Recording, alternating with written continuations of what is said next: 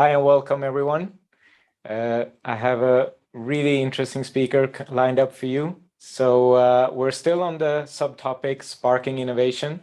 This is actually the last speaker approaching this topic, and it will be followed by a panel discussion. So stay tuned.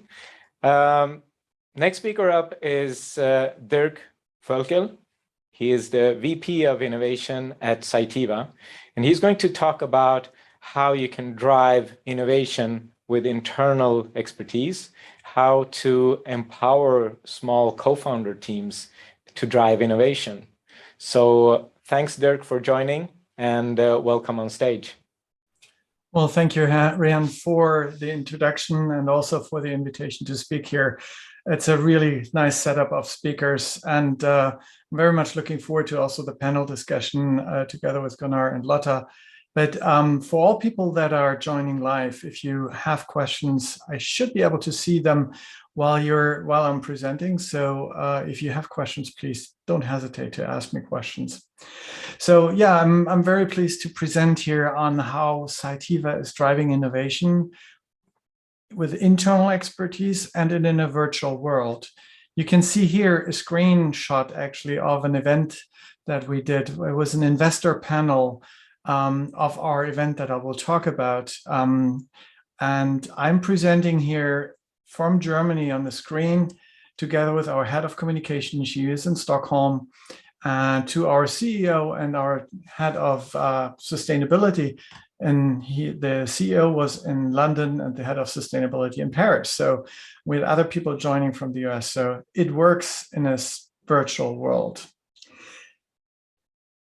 The other thing I would like to mention, this is teamwork. So I've been working on this together with my direct colleagues, Paul Michael and Simon Stubbs, and many others who have made this possible.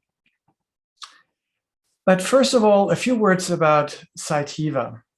You might not know Cytiva so well. Cytiva is a pretty new name for a company. We have an over 60-year-old history with brand names like Acta and Amersham, and we were called different names, but the last 1.5 years since we joined Danaher, we are called Cytiva.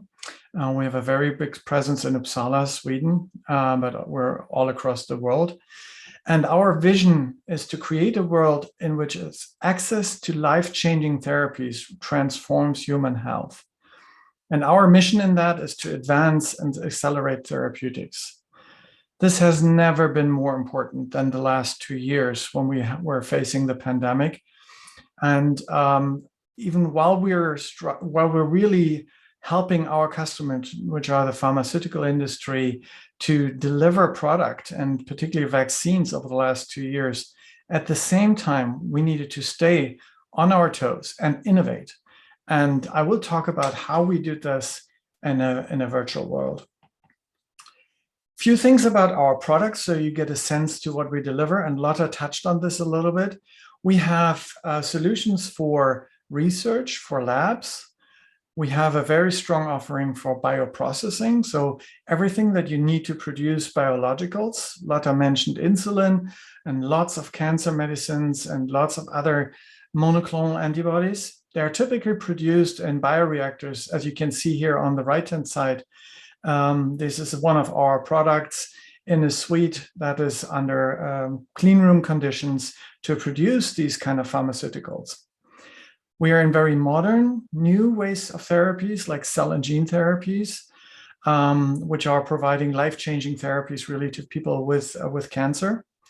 And we offer whole solutions. So you can come to us and say, I'd like to produce like tens or hundreds of kilograms of a monoclonal antibody in some geography in the world, and we will help you to set up the whole facility. So just give you a sense of what is the space that we would like to innovate in.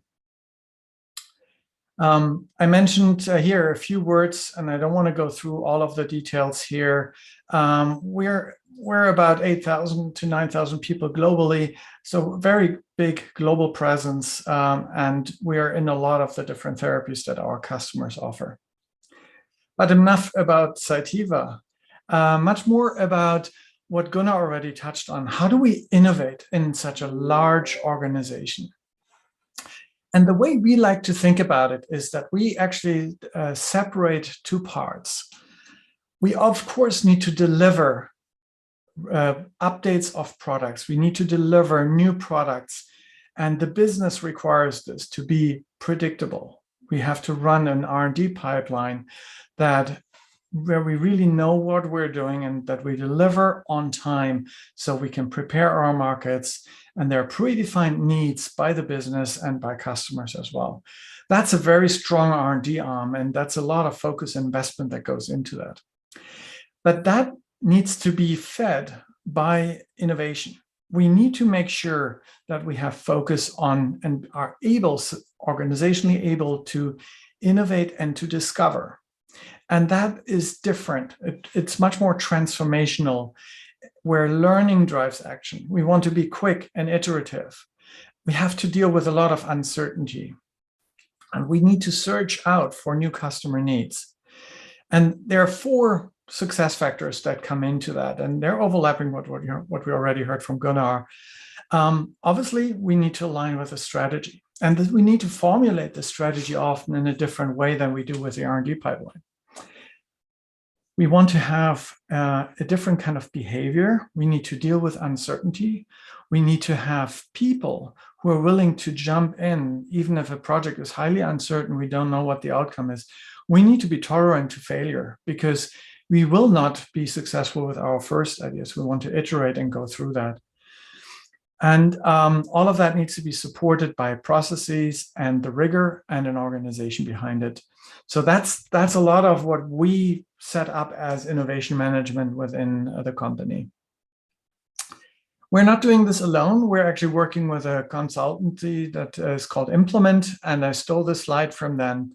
So just to illustrate what we're doing and how we're dealing with this, we start with a big and hairy, audacious vision. So something that is a challenge where we would like to innovate with high uncertainty. And then we try to encourage people to make it come alive. So we help them to organize as teams, and then we bring them a rigor and really move that forward. And ultimately, we want to enable them to think like an entrepreneur in the business. We want them to be, what we often use the term, be the CEO of your own idea. And the way we do that, we want to empower them to find their way by testing their assumptions. So learning, build something new out of it, and then again, measure whether they have been successful or not, and then learn again. So that's the cycle that we take them through. That's one of the foundational things that we do with them. And entrepreneurship is 3 things that we think of. We want to instill the right mindset. We give them the right tools and put them in an environment which is safe and secure, and they can take risks. Whereas if you fail with a big R&D project, you don't want to be doing that. That's a big, big failure. However, we want our projects to take audacious and really big steps. And if they then find out that they haven't been spot on, they need to go another way, we want to enable them to go back to that and allow that to happen. Now, a bit about how we have done that. And you see a bit of a flow chart there on the top. So we're defining a challenge, the big and hairy, audacious challenge. We collect ideas across the organization. We do a first assessment with some selected mid-level R&D people, mid-level managers all across the organization. And then we drive, and I'll talk a little bit more about that, the Innovation Bootcamp, which is a core element of what we're doing. And then the last thing in this row here is an investment panel. And that was my first slide. I showed you that was from the investment panel, where we had the teams pitching the ideas to the CEO, to key decision makers, and to a customer, and actually being then supported or not. And then after that part, a 1 year to 1.5 year cycle starts, where we actually run projects. This is going across the whole organization. So typically innovation initiatives often just ask the usual suspects, R&D, product management for ideas. No, we're asking everyone. And you saw that in Gunnar's presentation also. There's so many ways we can innovate. And some of our most successful projects have been not from R&D. So really important, going really wide to the organization. Strategically aligned to a challenge area, we want to focus the innovation onto something that's important for the business, because then it has the best chance of actually being able to deliver and to be sustained. And we take a very outcome-focused approach. So it's not about just a great idea, it's what does your idea do? How does it change the world? And the first challenge that we had was around sustainability, which is also one of the themes here at the conference. But the theme was grow the business while protecting the planet. And we were blown away by the feedback that we got. At the time, we were about 6,500 people and 1,300 got engaged, got onto the website that we have set up for that. We had more than 1,800 votes and interactions, 125 ideas, and 6 concepts that we took forward into 8 to 10 weeks of intense prototyping. Now, before I go further into what we have done, let's talk a little bit about what is our purpose and what is the outcome today. Because again, I said we focus on outcomes, and that's very important in our ways of thinking here. So first of all, our purpose is to connect associates, our people that work with us personally, to our future direction, and then empower them to do something about it. And form individuals, form them into teams, bring them together into what we call co-founder teams. So bring the right skills together so you can actually be like a small unit that takes ownership of an idea and development of a solution.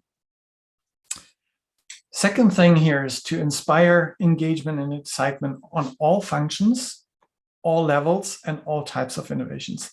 I mentioned this already. Global supply chain, our manufacturing folks came up with a new way of doing specific steps. And it was quite transformational because it was applicable to many different things, but we hadn't changed that for many years. They've been able to implement that. And these were, we often call them down from the CEO, people that are pretty far down in the organizations that are working day to day on manufacturing. And they were able to implement this and report this back on a quarterly fashion to the most senior people in the company. So there was a huge excitement around that. And I mentioned global supply chain, I mentioned commercial organizations. I should mention logistics. So one of the projects was around removing all of the polyfoam in our cold chain. So we're working on implementing that as well. The third thing, and we got a lot of feedback on that, is we want to stimulate and develop this discover mindset that I was talking about, and future development, talent development. While it should have been clear to us in the outset that obviously people develop when they go through, we had not really seen that as such a strong people development tool, actually, because it allows people to take new steps. And we've seen people change jobs after they went through the boot camp. We have seen people who really changed the direction their career took. And ultimately, we want to generate and accelerate material business outcomes. And that's at the end what we use to measure also. There needs to be materiality to what we wanted to achieve. Strategic outcomes, direct business outcomes. And we communicate that from day one. I mentioned several of the outcomes already. We've been developing this over the last 8, 9 years. But in this format that I'm presenting, we have been running it now for 2 times, and next year will be the 3rd time. We had 6 teams running per year with receiving very significant amount of funding. We had 2 business challenges, 216 ideas overall, with at the end 36% of all the associates contributing. That's really mind-boggling and very, very humbling to us as a team to have such a strong feedback. Good. I don't see any questions, but so I keep moving forward. One word about how we've been doing this. Obviously, when we started out, this was pre-COVID, and we were obviously planning to do this in person, because innovation you do in person, right? That's one of the things that everyone knows. However, we had to switch. We had to switch to a fully virtual approach. And we had the teams distributed, as you see, from Sweden, US, down to New Zealand. We had coaches in the UK, and we had entrepreneurs who went to pitch. They were pitching weekly, and they were all over the world. So we had to find a new way to make this happen. And we're working, we found an online collaboration tool. Instead of having a week-long approach, we did much shorter, frequent workshops. We used a lot of videos, so people could look at some of the instructions and some of the input that they were getting offline. So with that, we were able to bring the Cytiva Innovation Accelerator to be an entrepreneurial, global, and 100% virtual program. And I can share with you, even if we can go back to person, we will not do it. There are so many benefits from doing it virtually that we will not go back to that.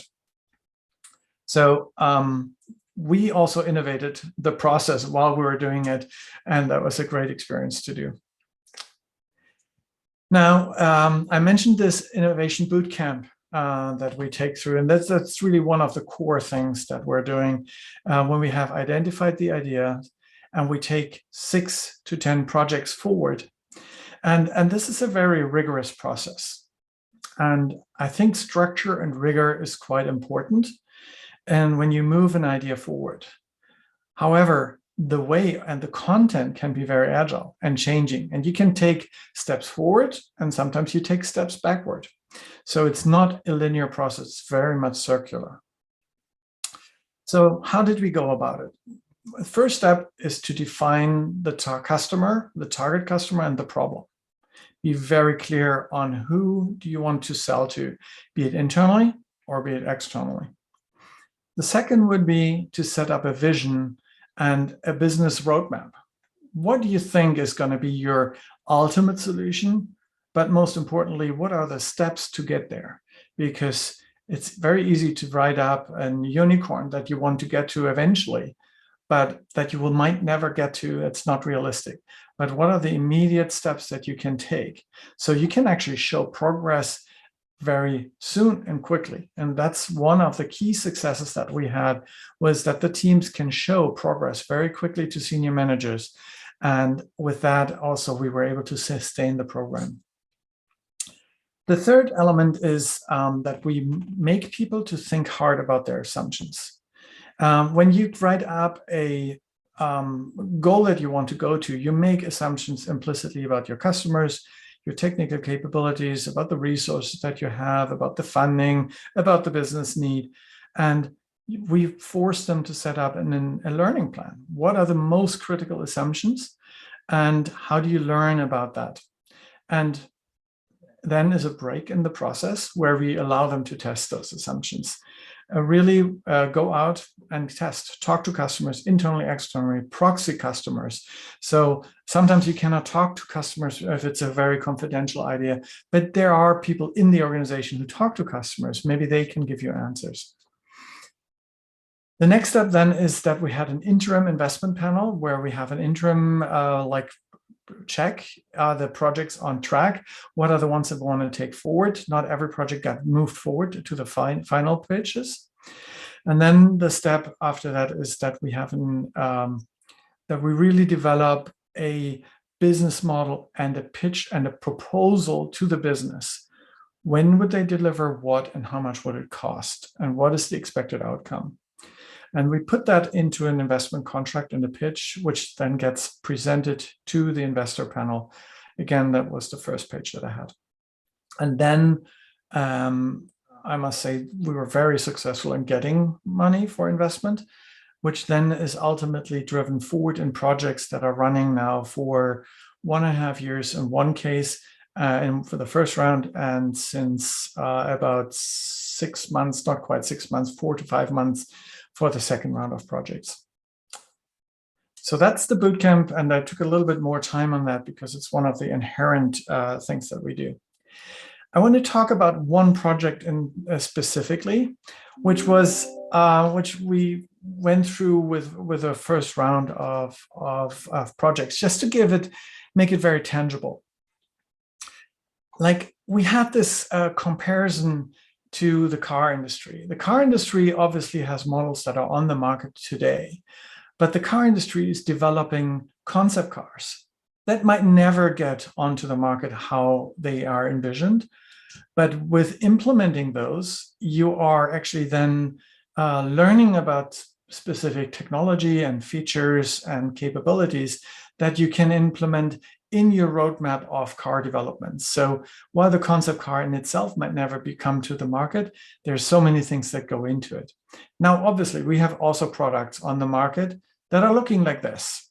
This is an BioProcess. It's a instrument. It's an inline conditioning system, sorry. So it's a system that you use to create buffers in the processing unit. Now, as you can see, it's quite complex, lots of different parts. So we asked the teams, how is there potential, or the team came up with a proposal that they wanted to use that bioprocessing skid as an example to dramatically reduce the footprint of it, which saves space for our customers in clean rooms, which makes the clean rooms cheaper, has a lot less connections, so the risk of it failing is a lot less. It has a reduction in hold-up volume, which is a technical feature. So basically, you lose less of your product. And as this was a sustainability challenge, it would save 1,250 kilograms of CO2 reduction just with shipping, but also some of the steps in between. So this is one of the projects that got funded, and we're looking forward to presenting more on the success of this in the next coming months. But this gives you maybe some idea about one of the more project-oriented projects that we had going into this.